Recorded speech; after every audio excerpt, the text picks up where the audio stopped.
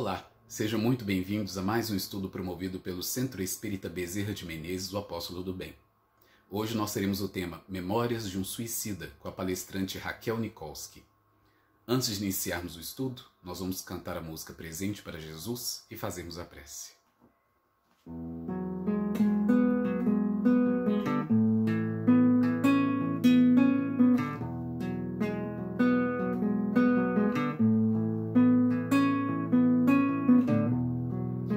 O mundo perde um sonho por não querer amar e vai então como um sol sem luz,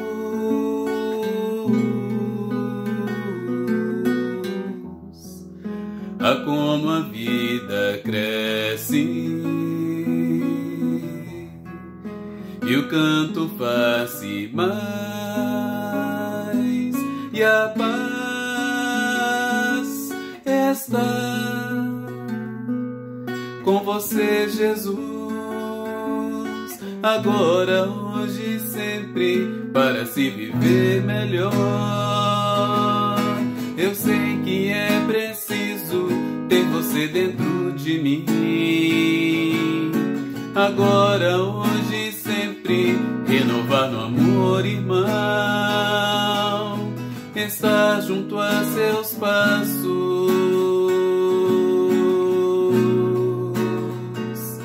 para se viver melhor. Eu sei que é preciso ter você dentro de mim, agora, hoje, sempre, renovar no amor, irmão, estar junto a seus passos. É sua esta canção,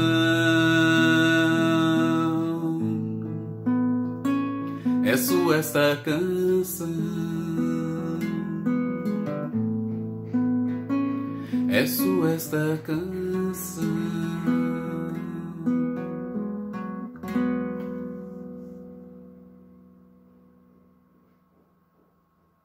Querido Mestre Jesus, nós agradecemos por mais esta oportunidade de nos encontrarmos reunidos em Teu nome, para este momento de estudo, de reflexão, de renovação de nossas energias. Senhor Jesus, dá-nos coragem para enfrentarmos as adversidades da vida, serenidade para pensarmos com equilíbrio, alegria para reconhecermos todas as maravilhas que o Pai criou e cria incessantemente neste universo em que nos encontramos. Perdão para as nossas ofensas e para que também perdoemos ao nosso semelhante. E força, Senhor Jesus, para continuarmos a nossa caminhada sem esmorecermos jamais. Que os nossos amigos espirituais, nossos protetores e guias, possam continuar nos inspirando, nos protegendo e nos mostrando o caminho que devemos percorrer. Muito obrigado, Senhor Jesus, por tudo o que tem feito por todos nós. Sê conosco, hoje, agora e sempre, que assim seja. Caros irmãos, nós estamos aqui para estudar a obra Memórias de um Suicida, uma obra preciosíssima, onde nós vamos passar uns minutos aqui agradecendo muito a essa médium especial que esteve muito perto de nós há bem pouco tempo, foi embora no ano de 84, que é a Ivone do Amaral Pereira. Em nosso orbe de provas e expiações, A OMS, Organização Mundial da Saúde, relata que acontece um suicídio a cada 40 segundos. E a maior parte em pessoas menores, com menos de 45 anos. Esses são dados da OMS. Todos os anos morrem 800 mil pessoas, sendo a segunda causa de morte entre os jovens. E aí aumenta a nossa gratidão a essa obra e ao alcance que essa obra tem a todo aquele que recebe essa obra em suas mãos, né? Mesmo não sendo espírita, mas ter o conhecimento de que o extermínio com o próprio corpo não cessa as dores, as angústias e as agruras da vida material, muito menos espiritual. Este livro ele tem despertado muito interesse do público nos últimos tempos. O autor espiritual dessa obra é Camilo Castelo Branco. No livro, ele se intitula Camilo Cândido Botelho. O nome é sugerido pela médium Ivone do Amaral Pereira, sugere a ele que use um codinome. Ele não aceita, ele fica meio desgostoso, não quer, porque ele quer desde o início ser reconhecido, que o objetivo dele era despertar as pessoas para que nunca pensasse neste ato. Então, quem era Camilo? Camilo era um escritor, poeta português, conhecido por suas obras literárias, uma delas, Amor de Perdição, e tinha, sim, uma carreira consolidada. A sua família era sustentada pelos seus escritos, pelo seu trabalho. E ele chega aos 65 anos de idade e se encontra perdendo a visão, já havia perdido a visão e está cego. Essa cegueira a gente sabe que deve ter causas anteriores, né? Reencarnações passadas, ou até mesmo na própria vida, levando em conta a vida que a pessoa leva. Ele, sentindo-se humilhado perante a sociedade, não dá conta de lidar com a cegueira e recorre-se ao autoextermínio. Irmãos, caros irmãos, somos sempre criadores do nosso destino, tanto pelas conquistas felizes como pelos desacertos, pelas infelicidades e os momentos de sofrimentos vividos. Né? Nós somos os únicos responsáveis pelas escolhas da nossa vida. Este livro, Memórias de um Suicida, de extrema beleza doutrinária e evangélica, inicia-se com um relato desse irmão, um espírito suicida, e ele vai detalhando, passo a passo, tudo o que lhe aconteceu pós-morte, onde ele pensava estar vivo, porque ele se depara, segundo a sua narrativa, chamando por seus familiares o auxiliar doméstico, porque ele, enquanto cego, precisava da ajuda. E esse auxiliar o atendia nas suas necessidades. Ele pensava estar ali em sua casa e chamava, clamava pelo seu auxiliar para ajudá-lo na troca de roupas, principalmente as roupas da cama que cheiravam muito mal. Ele não se deu conta de que ele já não estava mais vivo. Ele estava em cima do seu próprio túmulo e ali achava que se encontrava em seu lar, em sua residência, em cima da sua cama.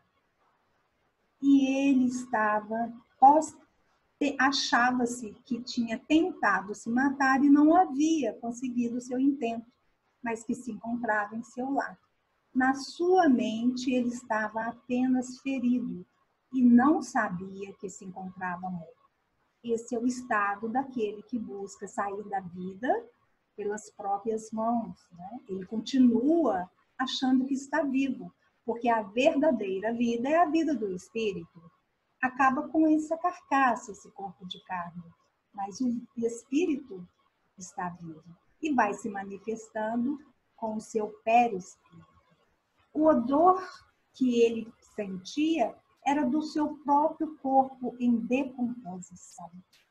Porque o suicida, ele vai ali acompanhando, sentindo todas as dores, as agruras, ao devolver o corpo à terra, né?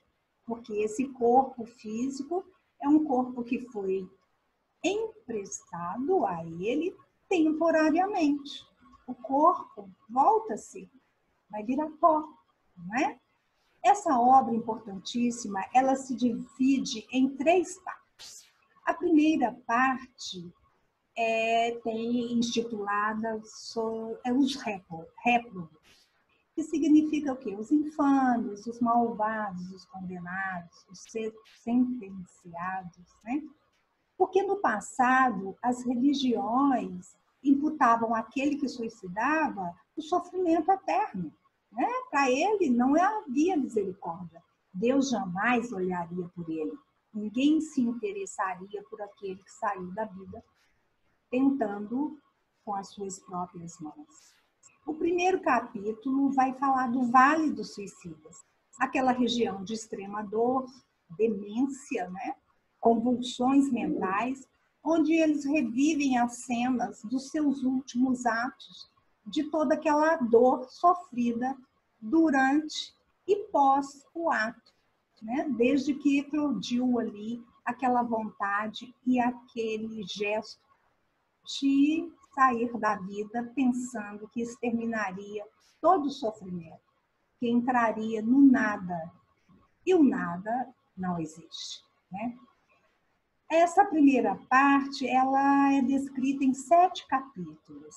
Ali vai falar dos departamentos, vários departamentos onde eles vão ser atendidos, encaminhados, o Hospital Maria de Nazaré, as instituições onde eles vão estudar, né?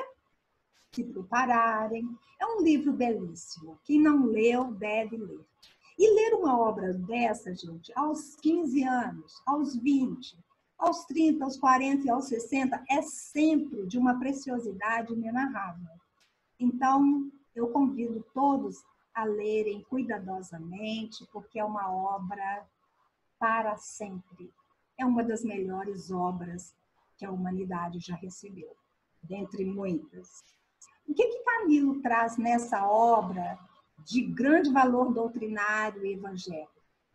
Através da dedicação da médium, Ivone do Amaral Pereira, a dedicação dela ao compromisso reencarnatório, né, se propondo a trabalhar em favor do próximo, sabendo-se que ali ela estava trabalhando com os prepostos de Jesus, com aqueles que chegaram aqui no orbe para nos convocar a uma mudança de raciocínio, de sentimento, para concitar a cada um de nós a trabalhar no progresso de nós mesmos, conhecendo a nós mesmos, sabendo buscar os nossos valores, reconhecer que somos espíritos eternos, filhos de um Pai misericordioso, e que toda essa natureza, essa energia que flui nesse éter maravilhoso, está aí, né, cheio de informações,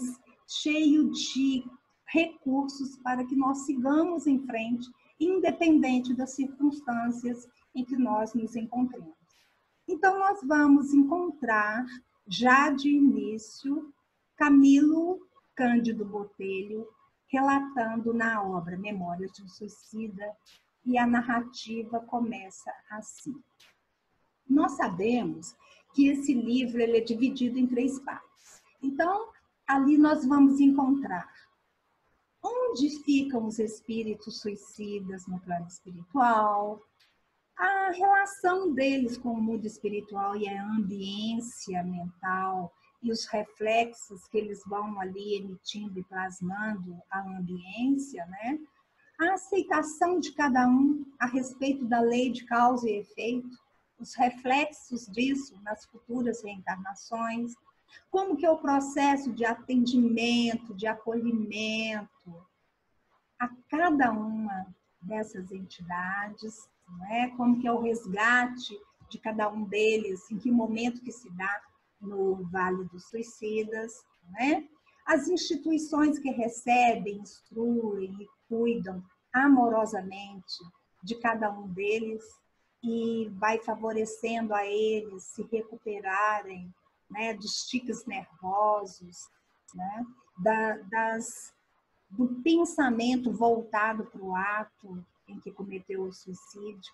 E é muito interessante que esse grupo dos 12, onde Camilo é resgatado do vale e levado ao hospital, é um grupo de portugueses.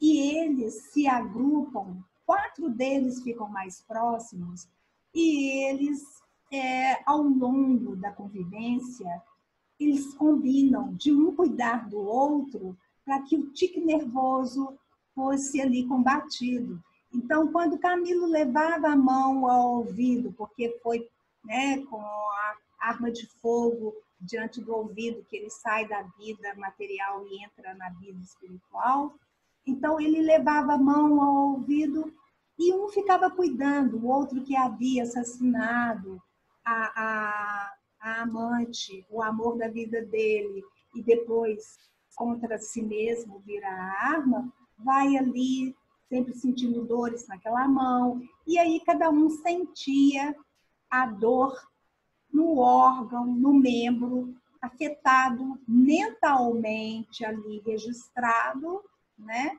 o delito. Então eles combinavam, olha, você está fazendo isso, nós combinamos não fazer mais. Então, é muito lindo a convivência deles, apesar de muita dor, muita gente não dá conta de ler o livro, mas é só o primeiro capítulo que é mais difícil, o resto é de uma maravilha, porque Ivone, com a ajuda de Leon Denis, ela vai ali tecendo o evangelho com a doutrina espírita e com o relato de Camilo de uma forma muito maravilhosa, muito comovente e toca cada um de nós. Então, esse livro também fala de algo importantíssimo a nós encarnados, médiuns que somos, do convite que é feito pela espiritualidade a cada um de nós encarnados, na nossa vida aqui material, que ao deitarmos durante o sono, nos estarmos preparados para o convite a colaborar no tratamento desses irmãos. Então, o convite aos médiuns terrenos a colaborarem durante o sono físico ao atendimento aos médiuns suicidas. Então, olha a importância de, antes de dormir, deitar, fazer uma meditação, agradecer pelo dia, lembrar lá da questão 1001, né, do Livro dos Espíritos, quando Santo Agostinho recomenda que façamos ali uma reparação, uma rememoração do que nós fizemos durante o dia e o que nós deixamos de fazer. Então, continua também relatando no livro como que é o processo da preparação de cada espírito para as reencarnações futuras.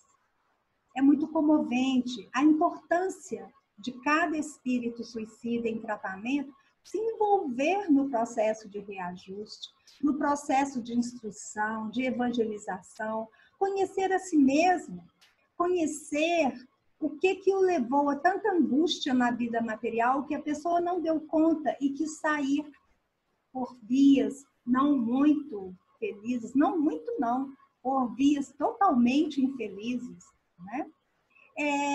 Traz também como que o espírito vai aos poucos aceitando, redimindo, através das palestras, dos instrutores, dos convites para os estudos, não é? Nós vamos ver aí Romeu e Alcestes, enfermeiros muito dedicados, não é?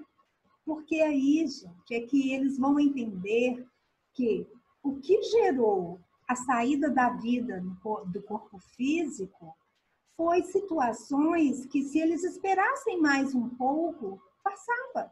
Não passa, não é?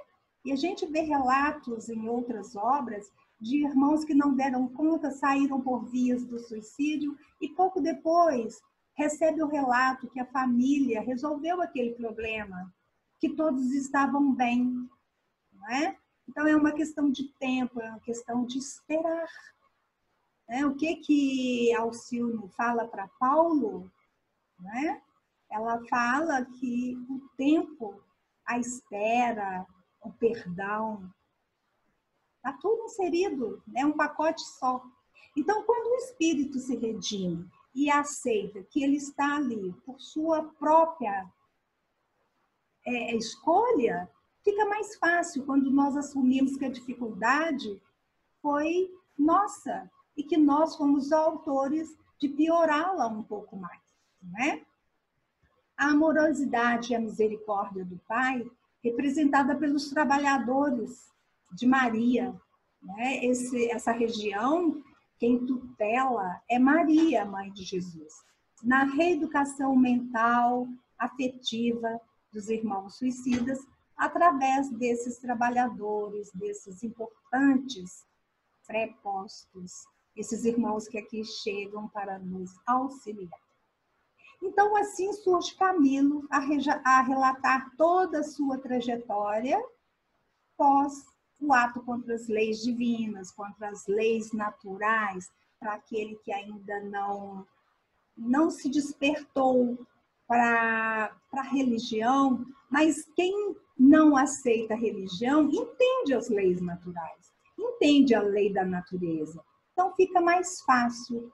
E quando nós respeitamos a natureza, nós vamos entender as leis de Deus. Mas isso é passo a passo, é progressivo, a gente não vai ficar triste por isso, não.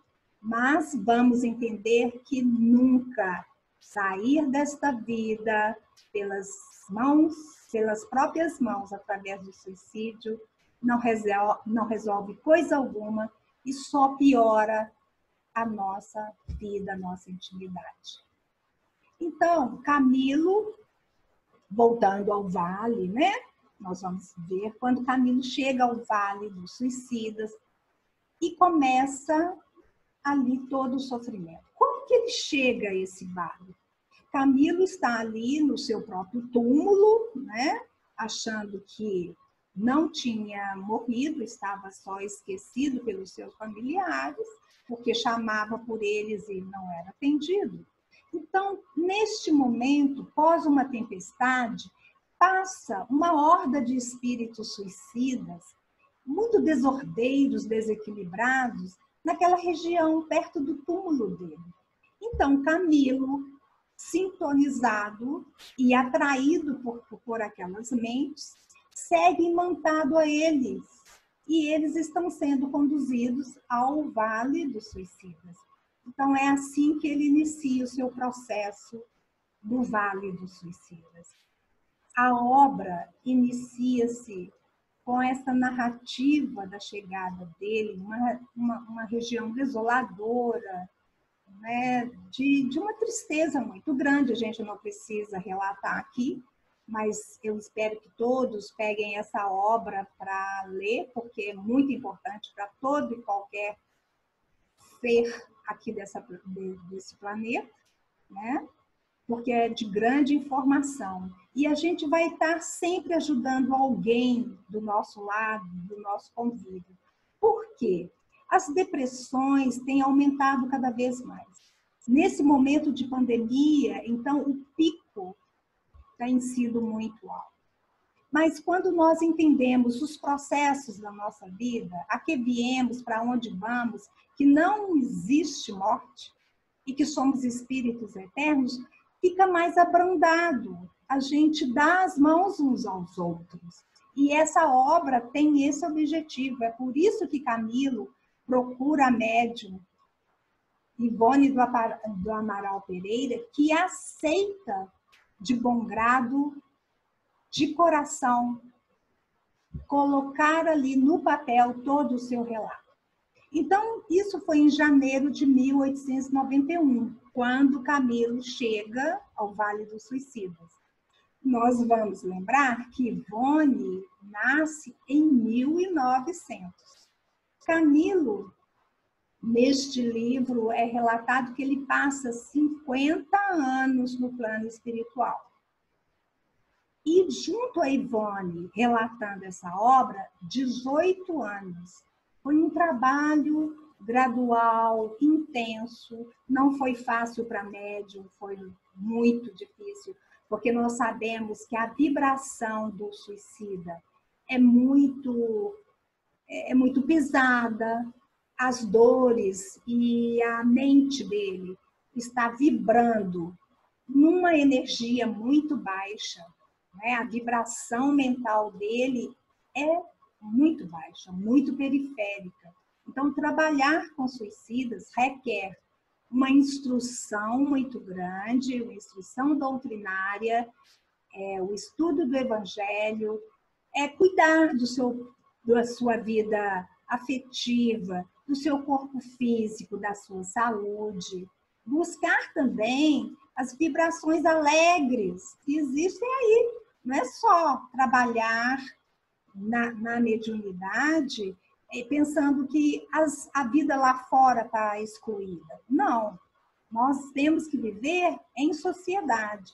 E é na sociedade que nós vamos ajudar, nós vamos partilhar, nós vamos compartilhar o nosso conhecimento, a nossa vontade de viver, as nossas dores, a troca com os amigos. É muito importante conversar. Quando nós estamos passando por um problema mais difícil, por que não abrir o coração? Às vezes estamos numa fila e um pouquinho que nós conversamos, nós já nos aliviamos um pouquinho. Então, caros irmãos, o primeiro contato de Camilo com Ivone acontece numa sessão experimental, uma sessão mediúnica experimental, na fazenda do coronel Cristiano José de Souza, o antigo presidente do Centro Espírita de Lavras. E ali, Camilo procura por Ivone para começar o relato da obra que ele queria trazer para todos nós, e graças a Deus a Ivone aceitou, né? Então, em 1926, Ivone do Amaral Pereira já trabalhava há mais tempo, que lá na frente a gente vai ver. Ivone começou muito cedo, aos 13 anos, ela já estava em reunião mediúnica, né? Mas quando Camilo procura por Ivone na reunião, é em 1926. Ela trabalhava com atendimentos a espíritos suicidas, ela trabalhava no receituário mediúnico, no Centro Espírita de Lavras, e ela trazia ali o receituário do médico Roberto de Canaleiras, que era um espírito afim ao longo de várias reencarnações, né? É um estudo à parte, e também de Bezerra de Menezes. O Centro Espírita de Lavras era na cidade de Lavras, no sul de Minas Gerais. Caríssimos irmãos, essa obra tem conteúdos que vieram esclarecer o que vem a ser a máxima de Jesus quando ele fala: vinde a mim, todos os que estão cansados e oprimidos, que eu vos aliviarei. Meu fardo é leve, meu jugo é suave. Aprendei de mim, que sou manso e pacífico de coração. A obra ela é toda permeada com passagens evangélicas. Então, Ivone, vamos lembrar aqui, ela nasceu em dezembro, 24 de dezembro de 1900. E Camilo desencarnou em 1891. O espiritismo nessa época ainda era diferente, pouco aceito, né? Ivone nasce em um lar que ela se sentia estranha, porque fazia parte da programação dela reencarnar no Brasil e receber e ser recebida numa família onde ela não tinha ali espíritos conhecidos, né? Então, desde cedo, ela falava para o seu pai, aos 5 anos de idade, 4 anos de idade, você não é meu pai é Charles. E assim com todos os familiares, e isso tinha uma convivência não muito amigável. E ela vai passar um tempo morando com a sua avó paterna, e ela reequilibra um pouco, até que volta para casa com os seus 12 anos de idade. E seu pai, muito amoroso que já era uma pessoa extremamente caridosa, recebia os andarilhos em sua casa, mesmo com uma escassez financeira, ele ali compartilhava o pão. Então, ele dá de presente a Ivone o Evangelho segundo o Espiritismo. Então, ela recebe essa obra por volta dos seus 12 anos. Mas a Ivone já tinha o hábito de ler os clássicos do século XVII, XVIII. Ela tinha uma leitura muito proeminente, muito assaz, porque ela devorava os livros. Então, os livros que chegaram até ela da doutrina espírita, ela leu muito rápido, e aí ela fez um link, né? Porque ela já conhecia o Evangelho segundo o Espiritismo, porque o seu pai, Charles, na vida anterior, na reencarnação em Portugal, já fazia com ela os estudos do Evangelho. Ivone, ela se dizia católica. Até mais ou menos os 13 anos, quando ela entra para a doutrina espírita, para o centro, ela se dizia católica. Aos 5 anos de idade, de acordo com o relato dela à mesa no café da manhã, o pai a levou a um centro espírita, porque desde a cidade ela já via os espíritos em seu quarto, ela conversava com eles, né? Então, quando o pai a leva a um centro espírita, eles falam que Ivone tinha uma mediunidade, onde ela tinha um compromisso muito grande em atender aos espíritos, principalmente aos espíritos suicidas. Imagina, 5 anos de idade. Ela vê os espíritos ainda muito criança. Mas mesmo assim, ela insiste na religião católica, faz a primeira comunhão, diz que quer ser freira, mas aos 13 anos ela inicia no espiritismo e já em uma reunião mediúnica.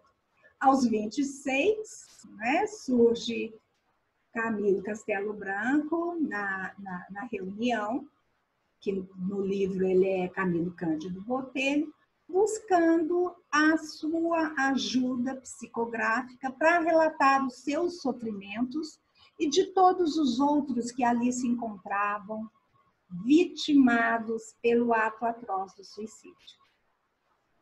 Ela já tinha o hábito de rezar pelos espíritos suicidas. Antigamente, esses espíritos, esses irmãos que suicidavam, era divulgado no jornal. Depois parou-se de divulgar, porque achava-se que isso estimularia o ato, e parece que agora eles já estão querendo divulgar, porque o índice está muito alto. Então, ela pegava esses recortes de jornal e anotava esses nomes e orava e rezava por esses espíritos suicidas. Consequentemente, quando o Ivone ia para o seu quarto à noite dormir, eles a buscavam porque eles queriam ajuda. E ali a Ivone, é claro, não deve ter sido fácil um momento assim, uma mediunidade dessas. Mas Bezerra de Menezes a orientava. E ela conseguiu, com muita propriedade, atender aqueles irmãos que a buscavam.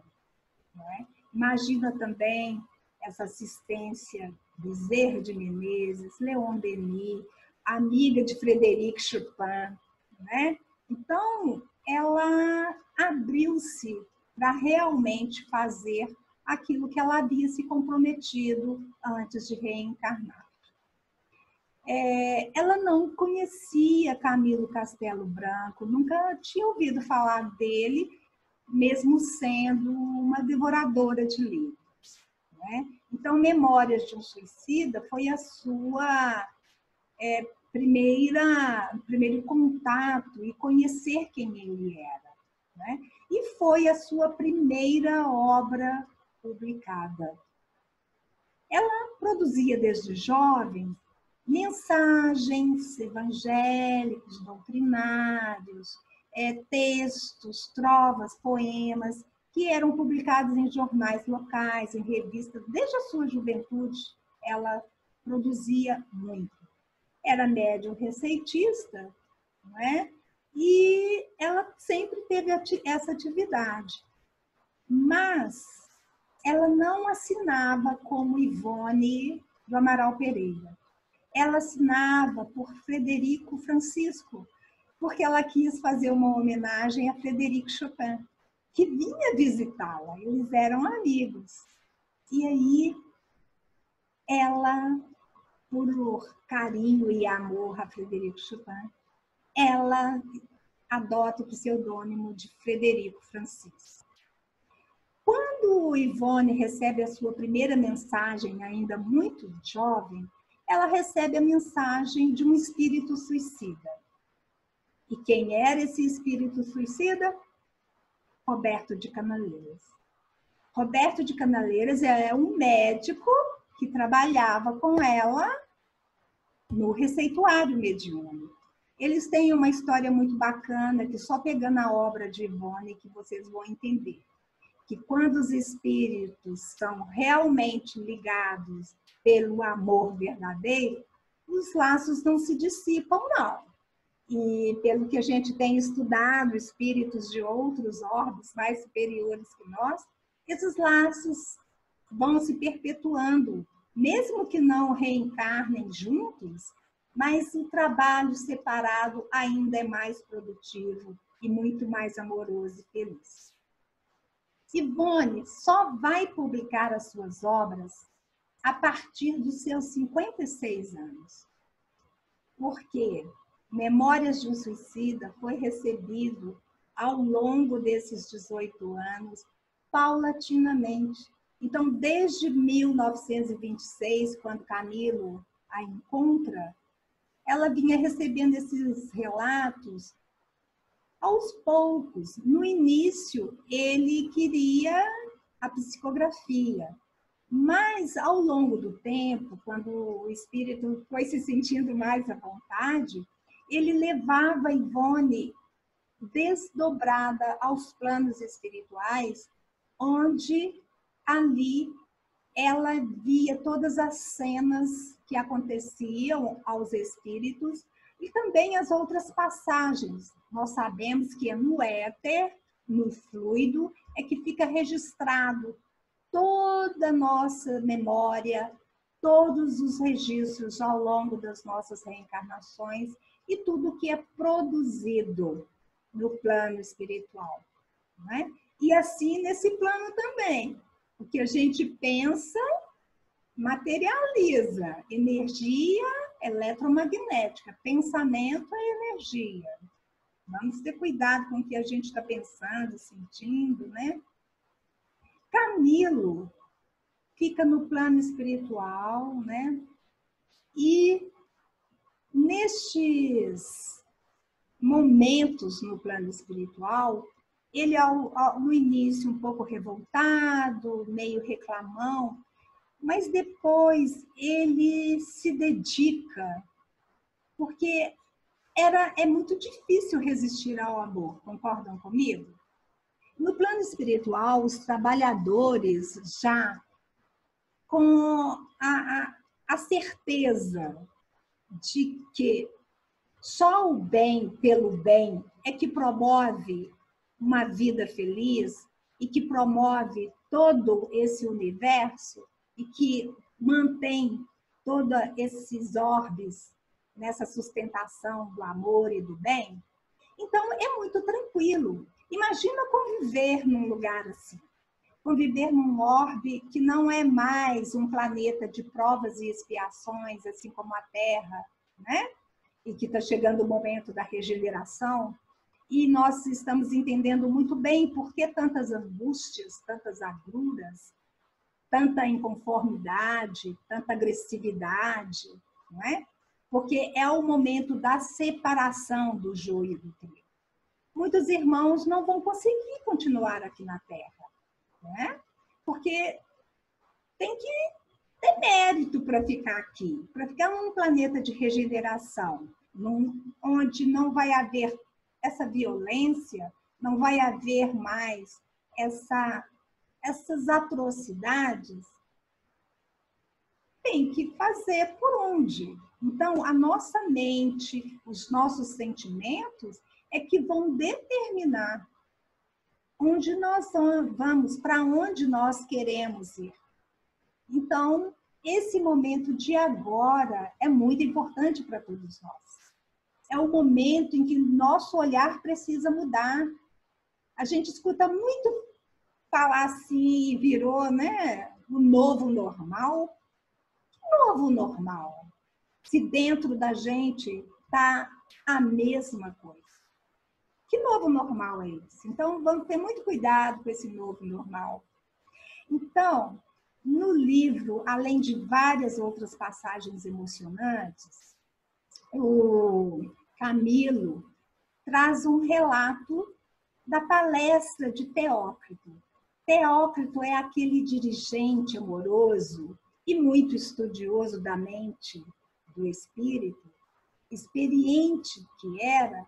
Ele está ali falando para um grupo de 200 espíritos suicidas, onde vibrações de extrema complexidade pairavam no ar, né? Então, neste momento, Camilo pede que ele pudesse ter uma vista além do que aquilo que estava ali à sua frente, diante dos irmãos, com a mesma complexidade do ato do suicídio, mas que ele pudesse entender e ver aquilo que Teócrito estava falando. E Teócrito falava de passagens belíssimas de quando o nosso mestre estava aqui em nossa terra, em nosso orbe, mas ele está em todo momento, mas quando ele estava de corpo presente, e as suas pregações, as suas curas. E quando vai se descrevendo as passagens evangélicas, com aquelas palavras de amor, de carinho, o encanto, a vibração, a força, a coragem e a esperança, elas entram no nosso íntimo, entram no nosso coração. E era isso que Camilo estava sentindo. E aí, ele emocionado com as palavras de Teócrito, ele pensa e fala assim, existe a máxima de Jesus, que é, onde estiveres, 2 ou mais reunidos em meu nome, eu ali estarei no meio deles. Ele lembra disso e roga para que Deus estivesse ali. E ele acredita, nesse momento, que ele está sendo assistido. E essas vibrações entram dentro dele de uma forma. E aí Teócrito, né, que já tinha a capacidade de ver, de captar o pensamento dele, vai e confirma o que Camilo estava pedindo, e ele fica muito emocionado. É um momento lindo do livro. Teócrito capta e o responde com muito carinho. E aí vai confirmando para Camilo que ele estava no caminho certo, que o que ele estava fazendo é o que o libertaria para a futura reencarnação. Então, só lendo essa obra para entender a emoção, a beleza, a assistência, a misericórdia em que nós estamos imersos.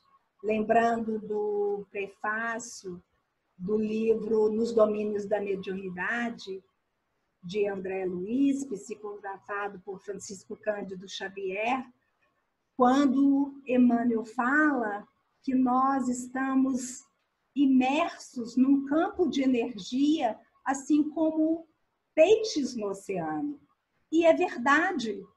E quem escolhe em que energia nós queremos nos mergulhar somos nós. Nós somos os herdeiros de nossas próprias vidas, de nossas conquistas, e nós é que fazemos. Está tudo nas nossas mãos, não é? Nesse meio tempo,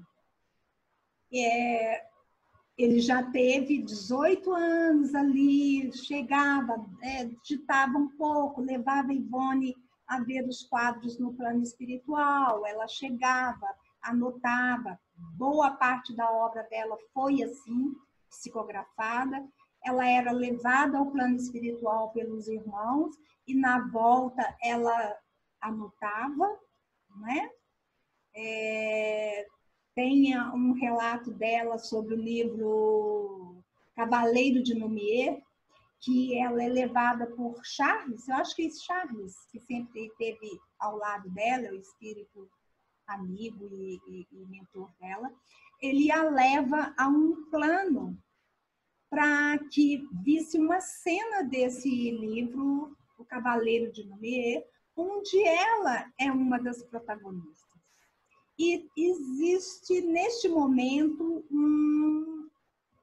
acho que Gaston sentado ao piano, e ele ali tocava uma melodia belíssima, e essa melodia, algo difícil para nós imaginarmos, vai plasmando a letra no ar, no éter, em português, o que ele estava tocando. E quando ela volta, Charles fala para ela ir anotar aquele momento. E ela fala que está muito cansada, e a gente imagina que ela devia ficar exaurida mesmo. O desgaste é muito grande. Então, ela dorme e, ao acordar, não se lembrava. Então, no livro, Charles havia recomendado que era para anotar isso em negrito. E no livro ela só coloca, descreve assim, sem colocar a letra. E ela relata na sua biografia que toda vez que ela pegava esse livro para colocar na estante ou que ela tinha que consultar, ela lembrava que naquele livro ela havia se descuidado, de tamanha responsabilidade que ela tinha com o seu trabalho. Então, voltando aqui, Camilo aparece para ela falando que vai reencarnar. Ele veio despedir-se. E ele fala para ela que uma das coisas que ele havia aprendido, e cita exatamente assim, que o que cabia a ele era de novo nascer, crescer, passar por novas provações. E aí, o que está escrito na lápide de Kardec mesmo? O que está escrito? Nascer, morrer, renascer ainda e progredir sempre. Tal é a lei. Então, está tudo direitinho, né? Camilo vem trazendo exatamente isso para que ela escrevesse no livro dele. Então, em 1944, Ivone, depois dessa obra lá, 18 anos trabalhada, guardada, ela pega essa obra e resolve datilografar. Datilografar. Porque Ivone era tão simplesinha e passava por tantas dificuldades financeiras que ela escrevia em papel de pão, acreditem. Ela desamassava o pacote de pão, o papel de pão que antes era um papel, não era pacote como hoje, né? E ali ela escrevia, ela psicografava. Então, ela datilografa essas páginas, e são 600 páginas, muito bem recebidas, e leva a FEB, a Federação Espírita Brasileira, e na época quem era o presidente era Manuel Quintão. Mas ele não recebe a obra, fala que está com muitas obras a serem lidas, e ela volta com essa obra para casa. Imagina aquele monte de papel, né, 600 páginas, desapontada, pega esse embrulho e resolve que vai queimá-lo. Já tinha ficado guardado, né? E aí, nesse momento, uma mão forte segura sua mão e fala exatamente para ela assim: ainda não é hora para essa obra. Guarde-a. O livro não está pronto. Na hora certa vamos revisá-lo. E ela reconhece a voz. A voz era de Bezerra de Menezes. Ela volta, guarda essa obra e deixa lá. Anos depois, aproxima-se dela Leon Denis, que era um amigo querido, estava sempre ouvindo, orientando e ali presente, e vai reorganizar essa obra. E ele havia prometido a Camilo Cândido Botelho que seria muito fiel à obra, que ele guardaria ali todos aqueles princípios colocados por Camilo. Então, ele pega os capítulos, vai organizando a parte evangélica, porque Camilo não era evangélico, não era espírita, ele não conhecia, né, da doutrina espírita. O conhecimento dele foi lá no plano espiritual. E aí Leon Denis fala exatamente para Ivone assim, ó, pega os manuscritos, vamos colocar doutrina espírita nele. Passa essa parte para o início, essa para o final, coloca essa citação evangélica, faz isso, faz aquilo, e aí a obra fica pronta de uma forma extraordinária, maravilhosamente magnífica. Ivone, 11 anos depois, em 1954, e segundo o relato de Divaldo, num livro que ele traz sobre as cartas, a comunicação dele com Ivone, aqui, cada um relatando as suas dores íntimas, porque todo mundo tem, né, gente? Todo mundo tem, aqui num planeta de prova e expiação, tem as suas dores, seus momentos de tristeza, né? Mas levanta, sacode a poeira e enfrenta, vai em frente. Então, ele conta que Ivone chegou a procurar o Chico para trocar ali uma opinião, ouvir de Chico a respeito dessa obra, o que ela poderia fazer com essa obra. Porque fica guardado por 20 anos. Então, fica até com traça, né? Se não cuidar, estraga. Aí, gente, ela chega à FEB em 1954 e encontra Zeus Vantuil, que já nesse momento não era mais, né, Manuel Quintão, era Zeus Vantuil. E ele leva essa obra para casa, fala, eu vou ler. E ao ler, ele se encanta e diz que é a melhor obra que ele havia lido nos últimos tempos. Ivone tinha, então, 55 anos. Ela recebeu essa obra, começa a receber aos 26 anos de idade. Ela não havia publicado livro nenhum até então. Memórias de um Suicida é aquele livro, aquela obra que abre as portas para as outras obras de Ivone, graças a Deus, porque são livros importantíssimos, esclarecedores. Os seus 19 livros vieram depois de Memórias de um Suicida. E muito a doutrina espírita, os espíritas aprenderam e estão aprendendo, e ainda vão continuar, porque muita coisa a gente precisa estudar para compreender grande capacidade mediúnica que ela coloca ali com todo o seu empenho, não é? Porque é um livro, é um material uma bagagem enorme para as vidas futuras. Zeus fala, vamos, Zeus Vantuil diz para Ivan, vamos publicar essa obra. É uma das melhores que eu já vi. Então, Ivone, que tinha a capacidade, porque em 84 ela parte para o plano espiritual, né?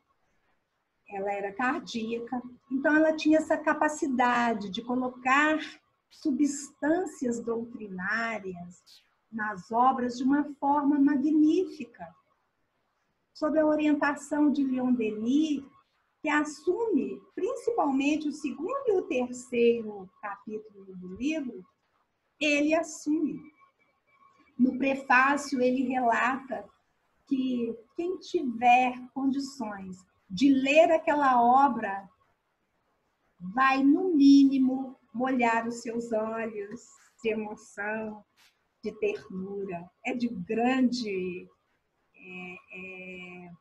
especialidade, muito boa a obra. Então, Camilo, ao longo de 50 anos no plano espiritual, né, aprende e quis passar todo o seu conhecimento para nós. Ele quis mostrar o quanto a vida é importante e quanto validar este corpo que nos é concedido para expressarmos no mundo material não tem preço, né? Então, o amparo e o carinho dos amigos espirituais, ele relata ali de Romeu e Alcestes, os enfermeiros queridos, amorosos, os hindus, os mestres que trabalhavam ali com fluidoterapia, com magnetismo, a ciência espiritual, mental, emocional e física, com muitos conhecimentos, né, orientais. Então, ele relata os trabalhos que são feitos pelos médicos hindus, ele relata que eles vêm todo paramentado, os turbantes, né, que trabalham ali a cromoterapia, a energia, a musicoterapia. Por quê, gente? Porque o espírita está muito fragmentado. Ele precisa de muito amparo, muito carinho para recompor as suas células perispirituais, as suas células mentais, porque ele sofre muito depois desse ato. Então, esses dedicados trabalhadores da seara de Cristo Jesus, né, que ali, orientados por Maria de Nazaré, essa equipe do hospital, dos departamentos de esclarecimento, né, a cidade da esperança, como é chamada, né, a cidade universitária da esperança. Então, é uma obra que convida todos nós a ler, reler, estudar, reestudar e guardar dentro do nosso coração e passar a todo aquele que se encontra com sinais de depressão, de tristeza mais avançada. Joana de Ângeles, ela traz que a pior coisa que pode nos acontecer é perder a fé e continuar vivo, porque nós ficamos mortos-vivos. Então, a fé é o que nos impulsiona. A fé é a certeza de que aquela empreitada que nós estamos colocando vai ter um atendimento, vai se fazer, né? Então, nós cuidemos, vamos ter cuidado, vamos olhar, observar os sinais de um irmão que se apresenta com depressão, num estado mais assim, tristonho. Quantas pessoas hoje se afastam, né? E ainda mais agora com essas restrições, mas nós temos telefone, nunca foi tão fácil comunicar. E mesmo que nós não estejamos próximos fisicamente, porque estarmos separados fisicamente não nos afasta, e se quisermos, nós estamos muito mais próximos, porque o que nos liga ao outro é o sentimento, é o pensamento, e é querer estar junto, né? é assim que nós somos assistidos pelos nossos mentores, pelos nossos amigos espirituais que se encontram em planos maiores, né? Então, gente, que nós tenhamos esse olhar para esse irmão, né? Aqueles que gostam mais de se manter no escuro, não gostam de acender a luz, começam a dar sinais, né? A casa mais escura, o quarto escuro, sempre fechado, começam a não se cuidar fisicamente, até não tomar banho, trocar a própria roupa, não se interessa por uma leitura, por amigos, por manter uma vida afetiva, né? Nesse momento de transição planetária, sinaliza para cada um de nós a mudança de posturas e mudanças para o bem. Mesmo de máscara, os nossos olhos estão e podem sorrir. Podem dar um bom dia, uma boa tarde, tudo bem, brincar. Os nossos olhos são os espelhos da alma, né? O Emmanuel traz uma coisa muito linda e eu quero deixar aqui para vocês. Ele fala que Deus pintou o céu de azul na certeza de que quando o homem olhasse para o céu, ele encontraria a paz. Então, que Deus os abençoe e que o amor que permeia toda essa obra possa chegar a cada coração neste momento. Muita paz para todos e que Jesus, nosso mestre e amigo de todas as horas, possa estar presente em todos os lares, em todos os corações, agora e sempre. Que assim seja, graças a Deus.